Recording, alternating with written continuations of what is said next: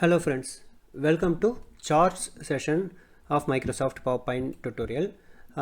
இதில் வந்து நம்ம ஒரு PowerPointல எதுக்கு chart create பண்ணுறோம், chartனா என்ன, introduction and elements of charts, எதுக்காக charts create பண்ணுறோம், அதனுடைய usage என்ன PowerPointல, then எப்படி chart plot பண்ணுறது, டேட்டாவெலாம் வச்சு ஒரு chart எப்படி create பண்ணுறது, இது வரைக்கும் இந்த tutorialல பார்க்கலாம். இப்போ வந்து chartனா என்ன அப்படின்ட்டு நான் உங்களுக்கு எக்ஸ்பிளைன் பண்ணோம் அப்படின்னா, அதுக்காக நான் இங்கே ஒரு டேபிள் இன்சர்ட் பண்ணியிருக்கேன் உங்களுக்கு. இப்போ இந்த டேபிளை நீங்கள் பார்க்கும்போது நீங்கள் கான்சென்ட்ரேட் பண்ணி அதில் இருக்கக்கூடிய டேட்டாலாம் படிக்க வேண்டியிருக்கு. அதோடு இல்லாமல் சில பேர் வந்து ரீடிங்கில் பூராக இருப்பாங்க, அதாவது அவங்களுக்கு வந்து போரிங்காக இருக்கும். அவங்க வந்து இந்த டேட்டாலாம் படித்து பார்த்து தான் ஒரு விஷயத்தை வந்து கேப்சர் பண்ணிக்கணும் அப்படின்னா மேபி அவாய்ட் பண்ணுறதுக்கு சான்சஸ் இருக்குது. அதோடு இல்லாமல் ஐ கேட்சியாக இருக்கிறதுன்றது டேபிளில் கம்பேர் டு சார்ட் கொஞ்சம் கம்மி. ஸோ இது எல்லாத்தையும் வச்சு பார்க்கும்போது சார்ட் எதுக்காக ஒரு ப்ரெசன்டேஷனில் க்ரியேட் பண்ணுறாங்கன்னா டேட்டா விஷுவலைசேஷன், அதாவது ஒரு டேட்டாவை அழகாக விஷுவலைஸ் பண்ணுறது ஆடியன்ஸ் முன்னாடி.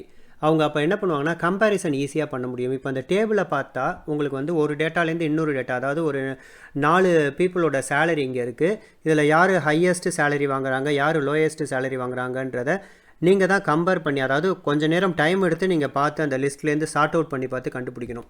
பட் ஒரு விஷயத்தை நீங்கள் பார்த்து உள்வாங்கி நீங்கள் கால்குலேட் பண்ணி கண்டுபிடிக்கிறதுக்கும் பார்த்தோன்னே ஒரு விஷயம் உங்கள் கண்ணுக்கு தெரிஞ்சிச்சுன்னா இன்னும் ஈஸியாக இருக்கும் இல்லையா? அதுதான் வந்து சார்ட்டு. இப்போ சார்ட்டில் வந்து எல்லாமே பிக்டோரியலாக இருக்கிறதுனால உங்களுக்கு அந்த இடத்துல டேட்டாவும் கண்ணுக்கு தெரியும், அதே நேரத்தில் எவ்வளோ ஹைட்டில் இருக்காங்கன்றதை அந்த பார் வச்சு ஒரு பிக்சர் மாதிரி இருக்கிறதுனால பார்க்கும்போதே டக்குன்னு உங்கள் பார்வை வந்து யார் ஹையஸ்ட் சேலரி வாங்குறாங்களோ அங்கே ஈஸியாக கண்டுபிடிச்சிரும், பிக் பண்ணி எடுத்துரும். உங்கள் நாலேஜுக்கு போயிட்டு தான் அதை வந்து பண்ணணும் அப்படின்னு அவசியம் இல்லைங்கிற அளவுக்கு உங்கள் கண் பார்வையிலேயே நீங்கள் ஈஸியாக வந்து ஒரு விஷயத்தை அப்சர்வ் பண்ணிக்கக்கூடிய வகையில் ஒரு யூஸ்ஃபுல்லாக இருக்கக்கூடியது தான் சார்ட்டு. இது வந்து ஒரு ஷார்ட் இன்ட்ரோடக்ஷன் ஆஃப் சார்ட் தான், அதாவது சிக்னிஃபிகன்ஸ் ஆஃப் சார்ட். நம்ம சில விஷயங்களை வந்து டேட்டா ட்ரிவனாக காட்டணும்னு நினைக்கும் போது நம்ம வந்து சார்ட் யூஸ் பண்ணலாம். இப்போ வந்து ஒரு சார்ட்னா அதில் என்னென்ன எலிமெண்ட்ஸ்லாம் இருக்குன்றதை பார்த்துருவோம்.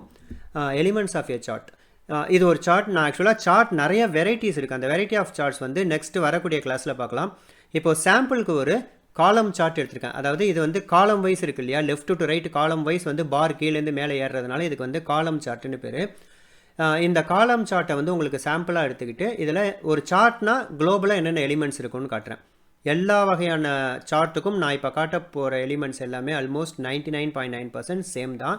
அந்த சார்ட்டு நம்ம போடும்போது அதுக்கு உண்டான எலிமெண்ட்ஸ் ஏதாவது எக்ஸ்ட்ரா ஆட் ஆகிருந்துச்சுன்னா அதை நம்ம அப்போ பார்க்கலாம். இப்போ ஃபர்ஸ்ட் வந்து வேல்யூ ஆக்சிஸ், ஒய் ஆக்சிஸ். ஒரு சார்ட் அப்படின்னா 2 ஆக்சிஸ் இருக்கணும் கண்டிப்பாக, ஒரு கேட்டகரி ஆக்சிஸ், ஒரு வேல்யூ ஆக்சிஸ் இருக்கணும். வேல்யூ ஆக்சிஸ்ன்றது சார்ட்டோட டேட்டாவை டிபெண்ட் பண்ணியிருக்கும், நீங்கள் எவ்வளோ டேட்டா டைப் பண்ணுறீங்களோ. இப்போ வந்து நான் மேக்ஸிமம் சேலரி வந்து இந்த பர்சன் டி, அவர் வந்து 32,800 சேலரி வாங்குறாங்கும் போது அதுலேருந்து ரவுண்ட் ஆஃப் பண்ணி 35,000 எடுத்துக்குது இந்த ஸ்கேல். ஸோ இப்போ நான் இவருடைய சேலரியை வந்து நான் 60,000 மாற்றிட்டேன்னா இங்கே வந்து 65,000 எடுத்துக்கும். எதுக்கு ஒரு 5,000 கூட எடுத்துக்குது அப்படின்னா டேட்டா லேபிள் ஷோ பண்ணுறதுக்கு கொஞ்சம் இடம் வேணும். ஸோ இதேமாதிரி ஒரு வேல்யூ வந்து உள்ளே இருக்கக்கூடிய சார்ட் அந்த பாரோட வேல்யூவோட கம்பேர் பண்ணி ஒரு டேட்டா எடுத்துக்குது இல்லையா, அதுதான் வேல்யூ ஆக்சஸ். அதாவது வெர்டிகல் ஆக்சஸ்னு சொல்லுவாங்க, ஒய் ஆக்சஸ் சொல்லுவாங்க, வேல்யூ ஆக்சஸ் சொல்லுவாங்க. தென் ஹாரிசாண்டல் ஆக்சஸ்னு இதை சொல்லுவாங்க. இது வந்து category axis or X axis. Categories எவ்வளோ கேட்டகரி இருக்குது நம்ம சார்ட்டில், person A, person B, person D, person D, 4 category இருக்குன்றதுனால இங்கே வந்து இது எங்கே டினோட் பண்ணுதோ அது வந்து கேட்டகரி ஆக்சிஸ். அடுத்தது டிக் மார்க். டிக் மார்க் எதுக்கு ஷோ பண்ணுறோம் அப்படின்னா ஜஸ்ட் டினோட்டிங் எ வேல்யூ.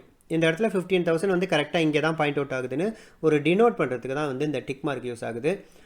அது வந்து இது வந்து மேஜர் டிக் மார்க்னு சொல்லுவாங்க, அதாவது மேஜர் கிரிட் லைன் தான் நான் இங்கே ஷோ பண்ணியிருக்கேன். அது கிரிட் லைன் எக்ஸ்பிளைன் பண்ணும்போது நான் வரேன்.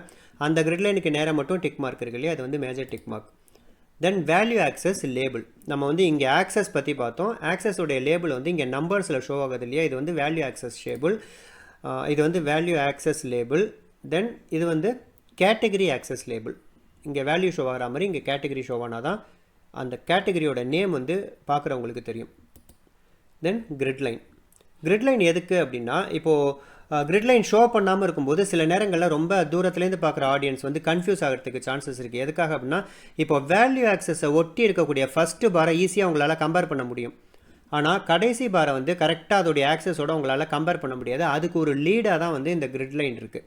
ஸோ இது வந்து மேஜர் கிரிட் லைன் தான் ஷோ பண்ணுவாங்க. மேஜர் கிரிட் லைன்னா இந்த இன்டர்வல் ஒன்றுத்துக்கும் ஒரு கிரிட் லைன் இருக்கும். சில நேரங்களில் மைனர் கிரிட் லைன் இதுக்குள்ளே சின்னதாக ஒரு 10 கிரிட் லைன்ஸ் இருக்கும், அது வந்து மைனர் கிரிட் லைன். அது வந்து நம்ம ஸ்கூல் காலேஜஸ்லாம் போட்ட கிராஃப் ஷீட் மாதிரி இருக்கும், அது மோஸ்ட்லி யூஸ் பண்ண மாட்டாங்க, மேஜர் கிரிட் லைன் தான் யூஸ் பண்ணுவாங்க. ஸோ இது வந்து கிரிட் லைன்.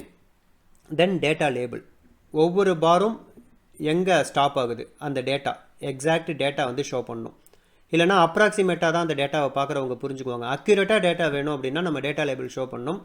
அப்ராக்சிமேட்டாக நம்ம வந்து அப்ஸ் அண்ட் டவுன்ஸ் பற்றி மட்டும் பேசுகிறோம் அப்படின்னா அந்த நேரத்தில் டேட்டா லேபிள் ஷோ பண்ணாமல் கூட இருக்கலாம். That up to the decision of the presenter. அந்த டேட்டா எந்த அளவுக்கு அக்யூரேட்டோ அதுக்கேற்ற மாதிரி ஷோ பண்ணுவாங்க, இல்லைனா ஹைட் பண்ணிக்குவாங்க. லாஸ்ட்டாக இது வந்து லெஜெண்ட்.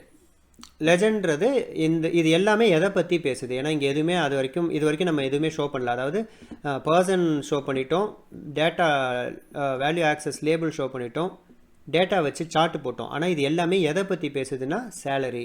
ஸோ இந்த 4 பீப்புளோட சேலரி பற்றி பேசுதுன்னு இங்கேருந்து பிக் பண்ணி ஆட்டோமேட்டிக்காக எடுத்துக்கும். இதுதான் வந்து legend. Then gap width. Gap வித்ன்றது என்ன அப்படின்னா இந்த பாரோட திக்னஸ் எந்த அளவுக்கு பெருசாக இருக்கணுன்றதை டிசைட் பண்ணுறது தான் கேப் வித். ஸோ பாரை வந்து உங்களால் பெருசு பண்ண முடியாது. ஒரு பாருக்கும் இன்னொரு பாருக்கும் இடையில இருக்கக்கூடிய கேப் வித்தை கம்மி பண்ணுறது மூலமாக பார் பெருசாக தெரியும்.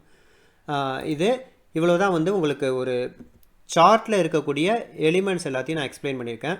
சார்ட்னா என்ன, சார்ட் எதுக்காக ஒரு பவர் பாயிண்ட் ப்ரெசன்டேஷனில் நம்ம வந்து போடணும், தென் அந்த சார்ட்டில் இருக்கக்கூடிய மேஜர் எலிமெண்ட்ஸ், இது எல்லாமே இந்த வீடியோவில் கவர் ஆகிருக்கு. வரக்கூடிய வீடியோஸில் ஒரு சார்ட் எப்படி கிரியேட் பண்ணுறது, அதில் இருக்கக்கூடிய மல்டிபிள் எலிமெண்ட்ஸ் எப்படி கண்ட்ரோல் பண்ணுறதுன்றதெல்லாம் டீட்டெயில்டாக பார்க்கலாம். அதுவரை உங்களிடமிருந்து விடைபெறுவது உங்கள் வெங்கட். Thank you very much.